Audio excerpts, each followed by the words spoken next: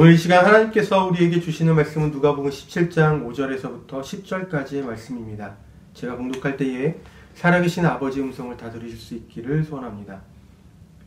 사도들이 주님께 말하였다. 우리에게 믿음을 더하여 주십시오. 주님께서 말씀하셨다. 너희에게 겨자씨 하나일 만한 믿음이라도 있으면 이 뽕나무더러 뽑혀서 바다에 심기어라 하면 그대로 될 것이다. 너희 가운데서 누구에게 밭을 갈거나 양을 치는 종이 있다고 하자.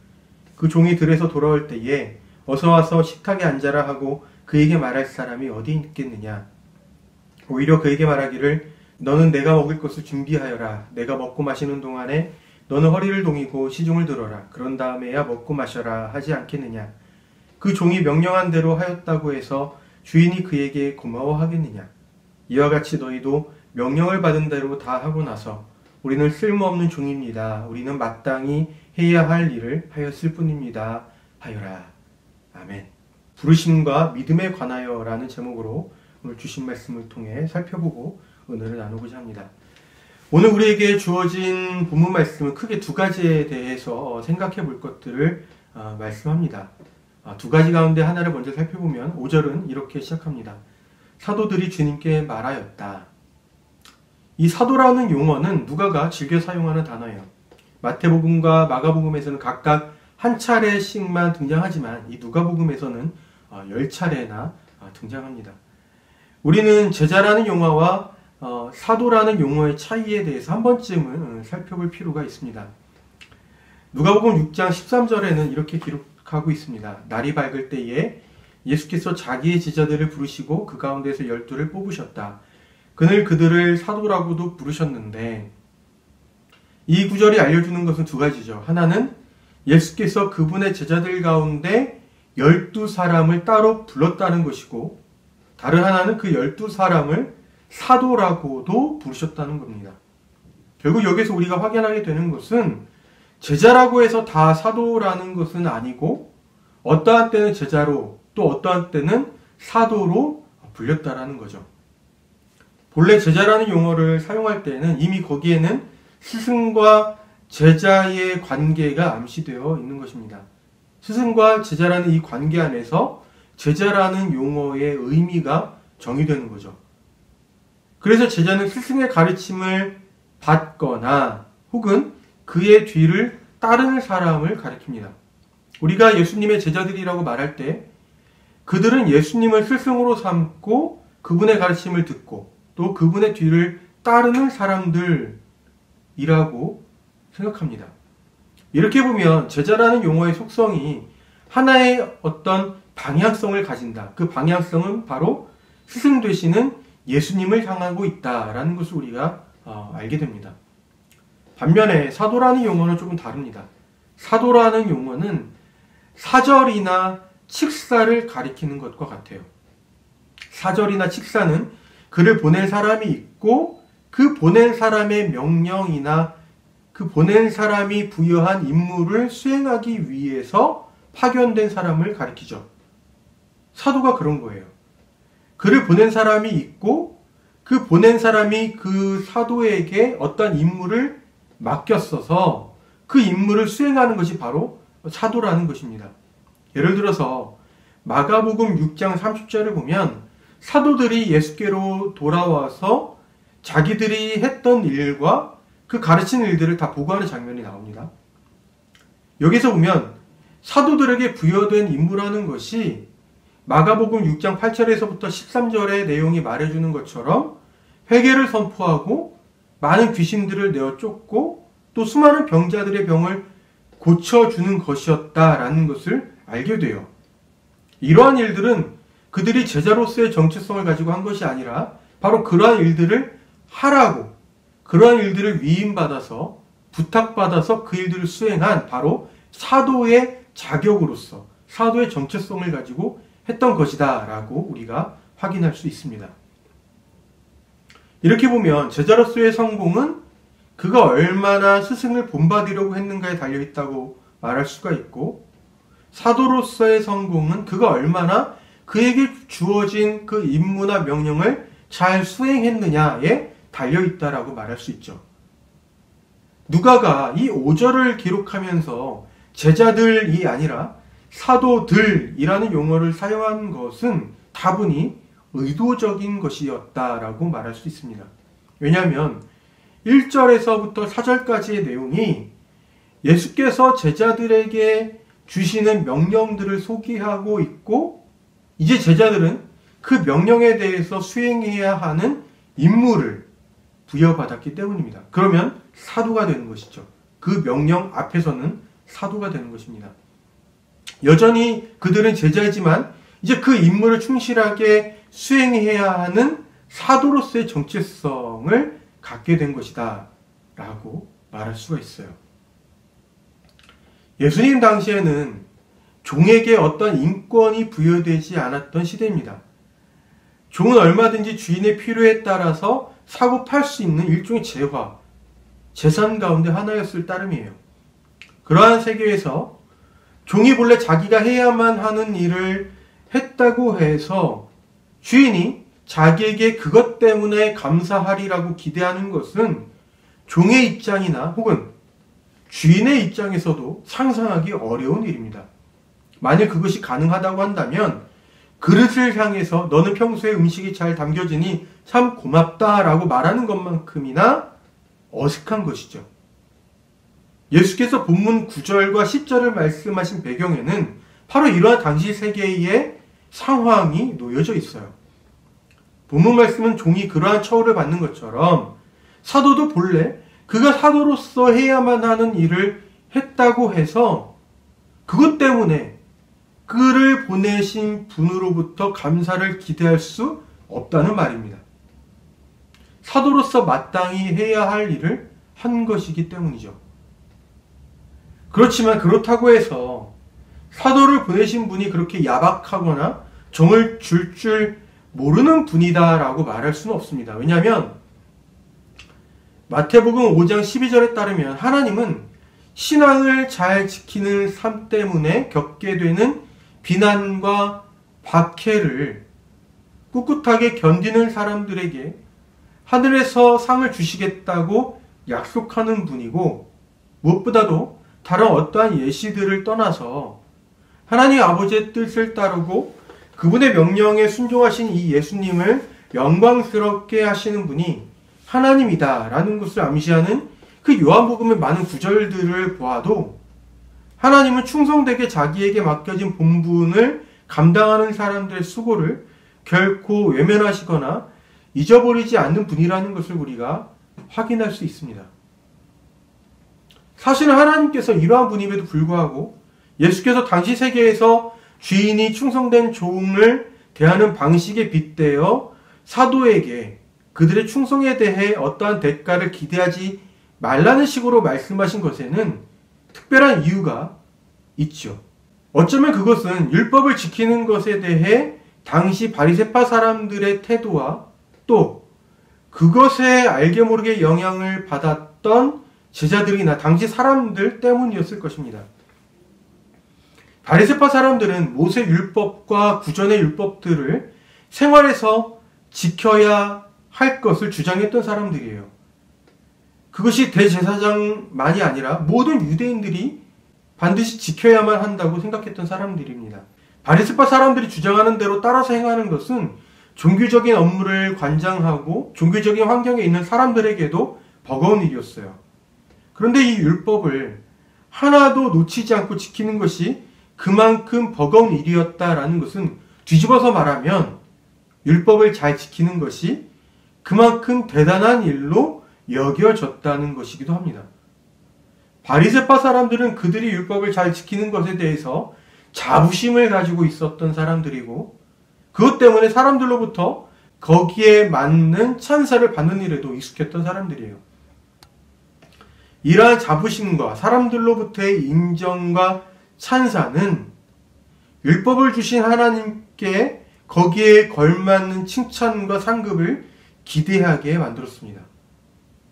물론 하나님께 칭찬과 상급을 기대할 수 있어요. 왜냐하면 구약의 신명기는 하나님의 율법을 잘 지키는 사람에게 하나님께서 복을 주실 것이라고 약속하고 있기 때문입니다.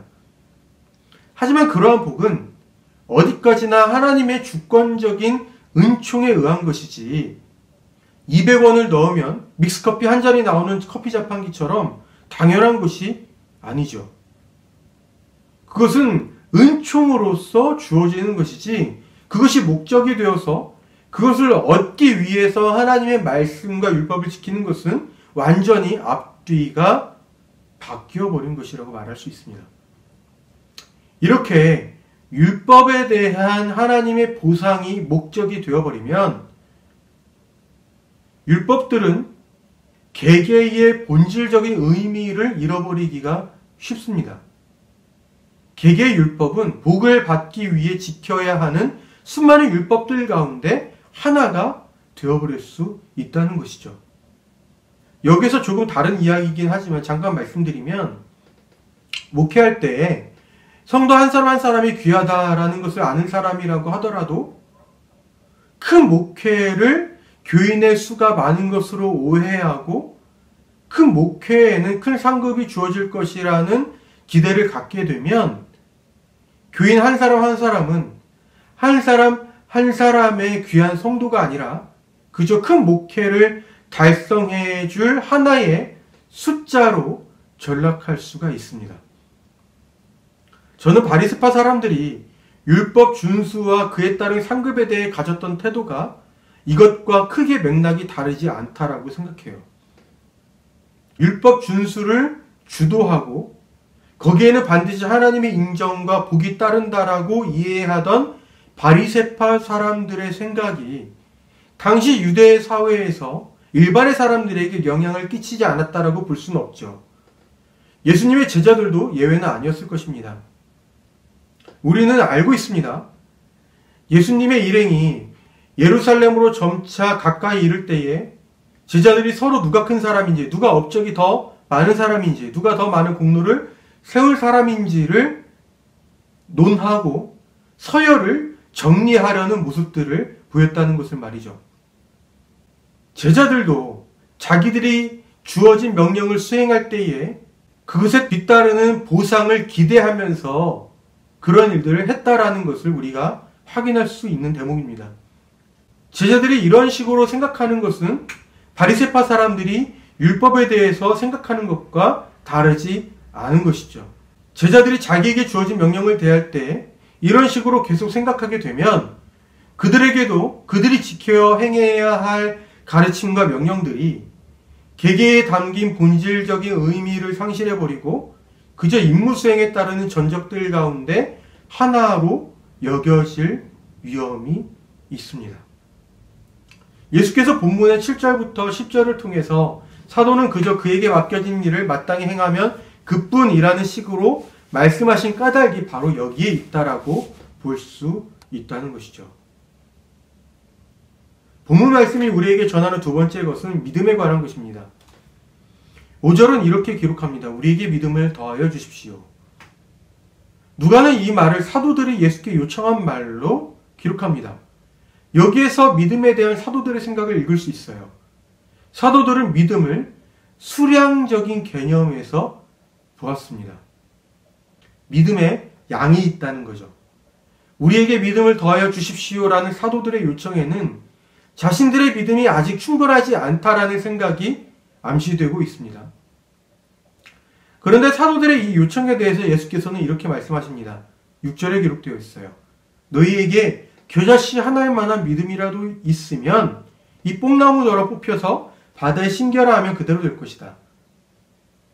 겨자씨는 지름이 1에서 2mm에 달하는 아주 작은 씨앗입니다. 예수께서는 그렇게나 아주 작은 믿음을 지금 말씀하고 계시는 거예요. 그런데 그 작은 믿음이 뽕나무 너로 뽑혀서 바다에 심기라고 말하면 그것이 그대로 된다는 것이죠. 작은 믿음이라 하더라도 능력이 있다는 말일 것입니다. 이것은 사도들이 생각하는 것처럼 믿음이라는 것이 어떤 수량적인 개념이 아니라 질의 문제라는 것을 말해주고 있는 것이죠. 우리는 때때로 믿음이 부족해서라거나 믿음의 불량 같은 말들을 듣기도 하고 실제로 말하기도 합니다. 하지만 오늘 본문 말씀에 비춰보면 그러한 말들이 적어도 예수께서 이해하시는 믿음과는 거리가 멀다라는 것을 확인할 수가 있어요. 믿음은 양의 문제가 아니라 질의 문제라는 것입니다. 그러면 사도들이 여기에서 말하는 믿음이라는 것이 대체 어떤 믿음일까? 앞에서도 다뤘던 것처럼 사도라는 용어는 무언가 그들에게 맡겨진 명령이나 임무를 수행하기 위해서 보냄을 받은 사람이라는 것을 확인했습니다. 그러면 사도들은 대체 그들이 무엇을 해야 했기에 그것을 수행하기 위해서는 그들에게 믿음이 더 필요했다라고 요청했던 것일까요? 그것은 1절부터 4절의 말씀에 있습니다. 거기에서 예수께서는 제자들에게 크게 두 가지를 말씀합니다. 한 가지는 주님께 은총을 구하러 나오는 작은 사람들, 이를테면 사회적으로나 혹은 경제적으로 취약한 계층의 사람들, 아니면 종교적으로 부정하다는 낙인에 찍힌 사람들이 죄를 짓게끔 의도하거나 인도하지 말라는 거예요.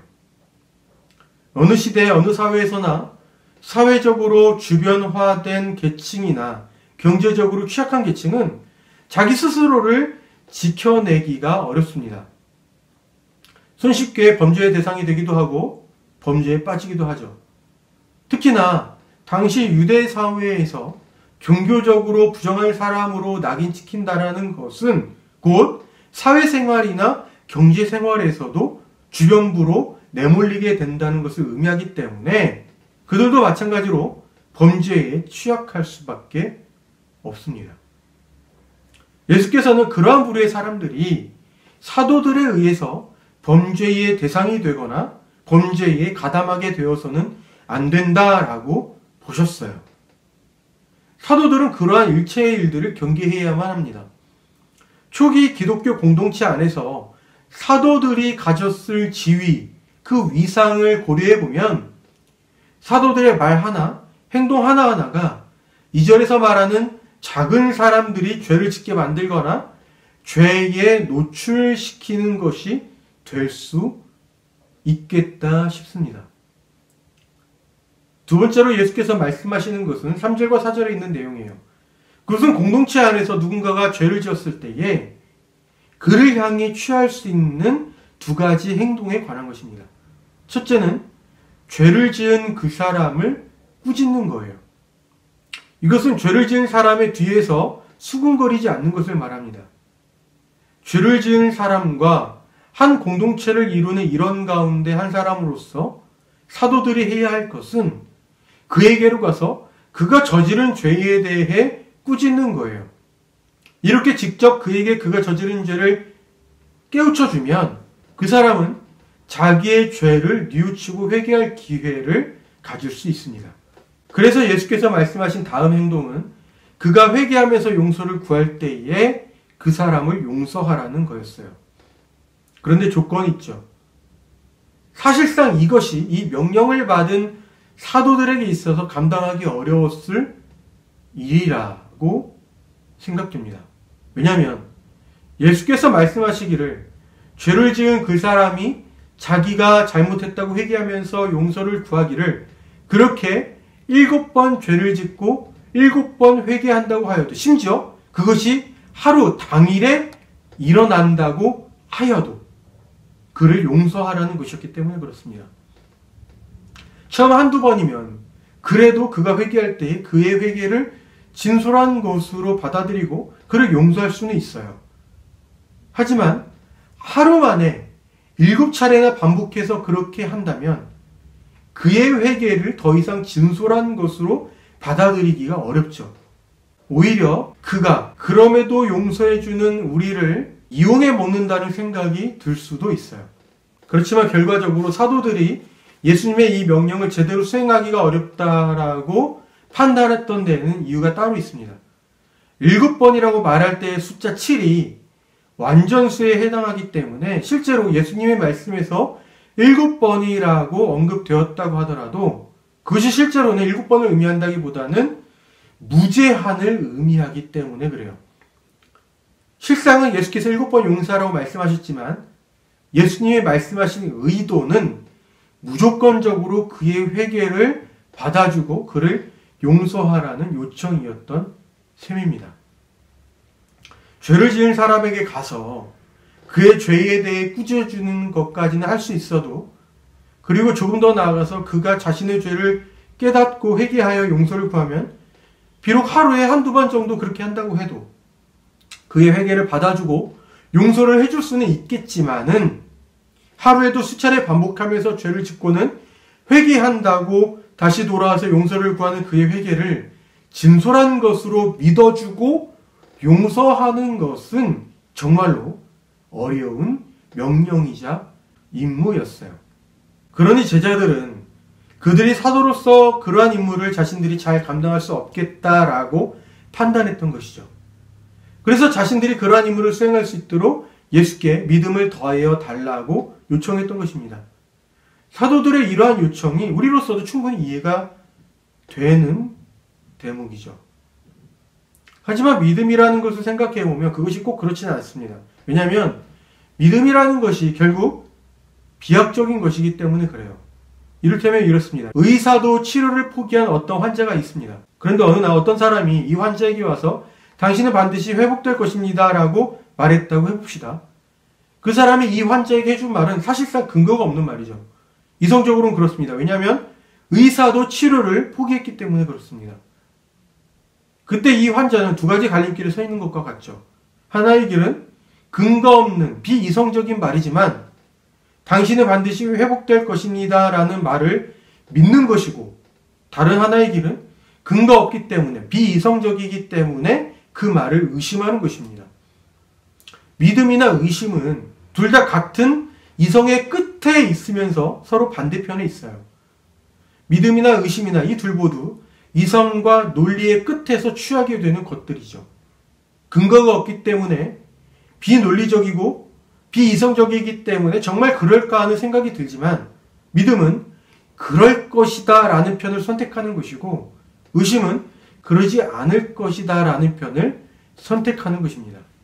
사도들이 예수님의 명령에 대해서 생각할 때에 그들 자신에게는 예수께서 말씀하신 명령들을 행할 만한 믿음이 부족하다라고 생각했겠지만은, 이것을 다르게 표현하자면 그들은 그들 자신의 능력으로는 예수께서 명령하신 바를 수행할 수 없겠다라고 표현한 것과 다르지 않습니다.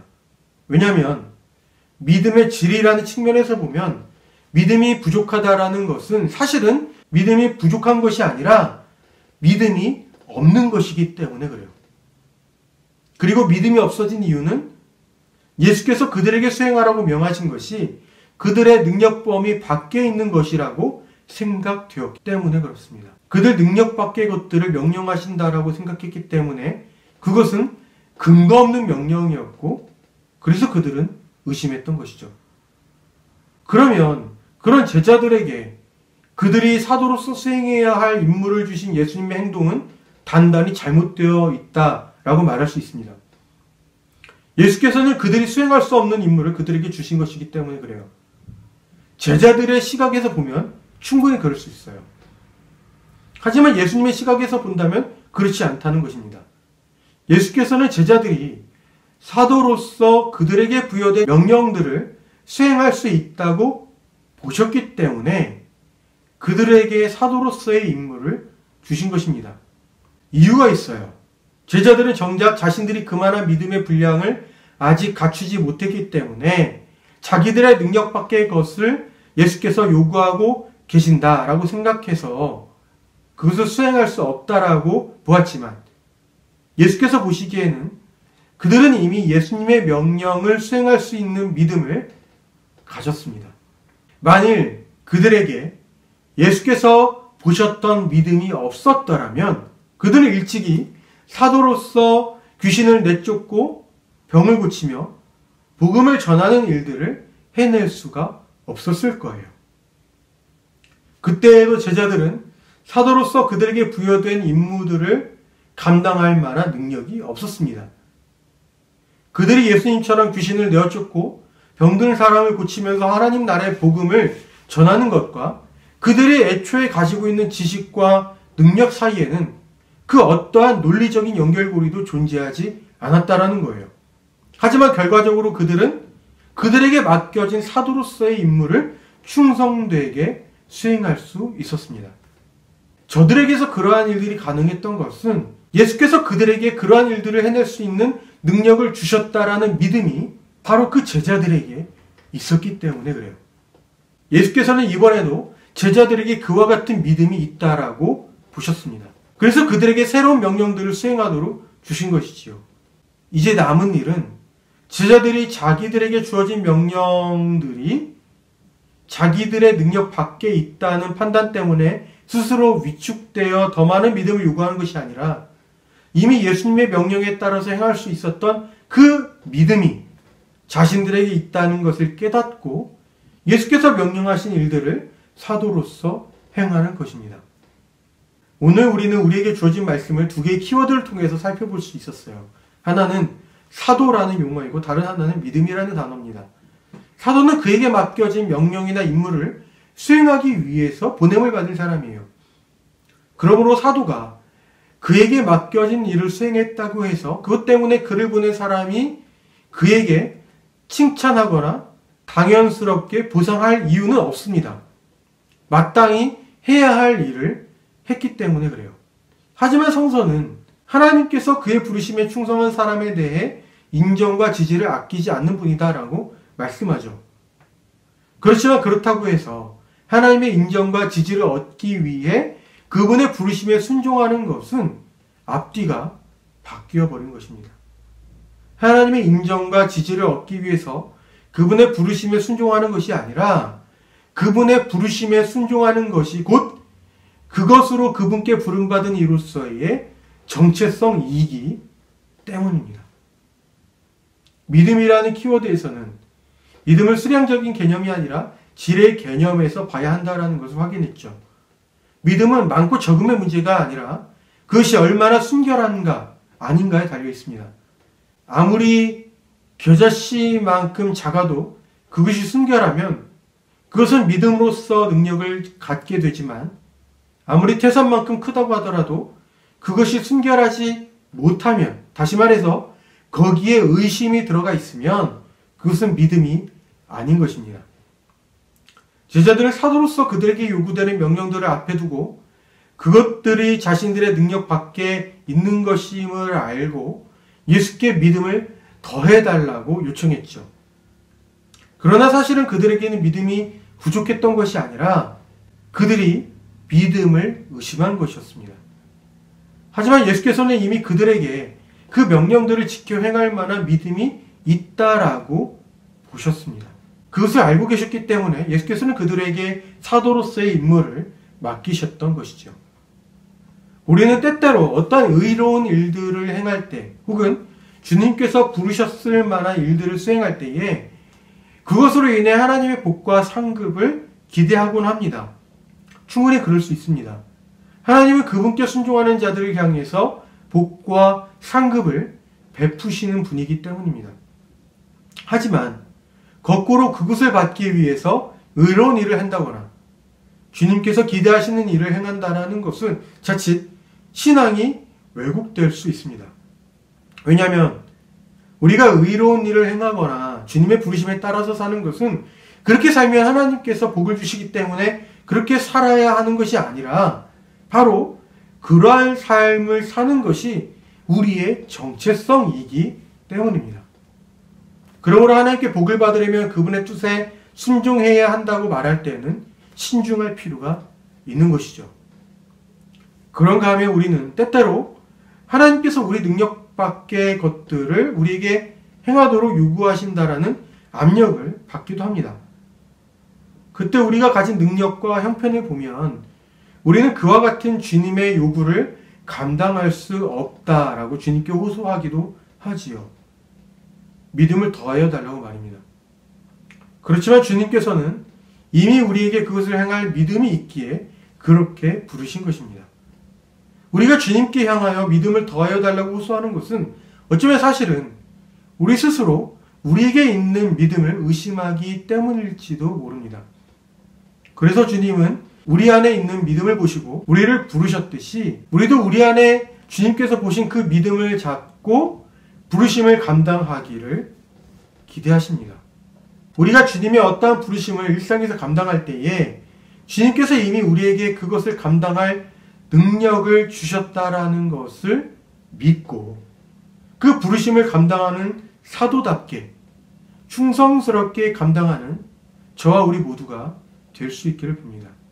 우리가 그렇게 살 수 있도록 이번 한 주도 성서 속에서 그리고 찬양과 기도 속에서 또 사람과의 만남 속에서 문득문득 주님의 은총과 사랑을 경험할 수 있기를 빕니다. 기도하겠습니다. 주님, 저희로 주님의 말씀에 대한 바른 이해와 건강한 신앙관을 가질 수 있도록 인도하여 주십시오.